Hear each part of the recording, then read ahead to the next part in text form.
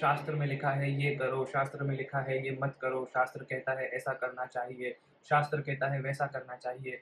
मैं जानता हूँ कि आपने ये सभी प्रश्न बड़ों से, अपने गुरुओं से या किसी रैंडम व्यक्ति से भी सुने ही होंगे। आज मैं आपको बताना चाहता हूँ कि ये शास्त्र है क्या? संस्कृत में शासनम करोति इति शास्त्रः, यानी कि जो आप पे राज करे, जिसका कहा आप माने, क्या करना है, क्या नहीं करना है, कब करना है, कैसे करना है, वो सब कुछ आप जहाँ से सुनते हैं, जहाँ से समझते हैं, उसी को शास्त्र कहा जाता है। अब ये शास्त्र सनातन धर्म में 4 प्रकार के हैं। महाप्रभु श्रीमद् वल्लभाचार्य शास्त्रों को 4 प्रकार में डिवाइड करते हैं। वेदाः श्रीकृष्ण वाक्यानि व्याससूत्राणि चैव हि समाधिभाषा व्यासस्य प्रमाणम तच्चतुष्टयम्। यानी कि 4 शास्त्र हैं जिनको महाप्रभु श्रीमद् वल्लभाचार्य ने एज प्रमाण या एज प्रूफ माना है। सबसे पहले आते हैं वेद। वेदों के बाद आते हैं भगवान श्री कृष्ण द्वारा बोले गए श्रीमद् भगवद गीता के वाक्य। तीसरे नंबर पर आते हैं ब्रह्म सूत्र। अब ये ब्रह्म सूत्र क्या है, आपको थोड़ा समझना पड़ेगा। जब भगवान ने वेद बनाए तो वेदों का ज्ञान अच्छी तरह समझने के लिए ऋषि मुनियों ने उपनिषदों को बनाया। उन उपनिषदों में बहुत सारी बातें थी, बहुत सारा विस्तार था, इसलिए उन सभी उपनिषदों को पढ़ना बहुत कठिन हो गया था।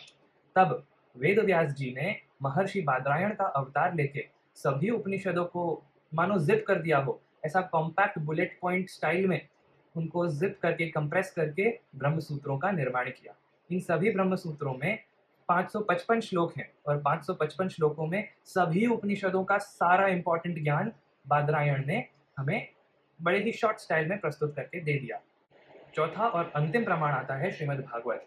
श्रीमद् भागवत में भी जो समाधि भाषा है, यानी कि जो ध्यान की मुद्रा में लिखी गई है, कोई रूपक नहीं है, एग्जाम्पल्स नहीं है, कोई रैंडम यहाँ वहाँ की बातें ना हो, लेकिन ध्यान में लिखी गई भगवान के बारे में जो बातें हैं, उन वचनों को समाधि भाषा व्यासस्य से महाप्रभु श्रीमद् वल्लभाचार्य बता रहे हैं। तो प्रमाणित शास्त्र यानी कि proven sources which can govern you, Hinduism में क्या क्या है? वो है वेद, श्री कृष्ण वाक्य, व्यास सूत्र और श्रीमद् भागवत। तो अब अगली बार कोई आपसे कहे कि शास्त्र में ये लिखा है, शास्त्र में वो लिखा है, तो आप उन्हें पूछ सकते हैं कि भाई कौन से शास्त्र में लिखा है? क्या वो वेद में लिखा है?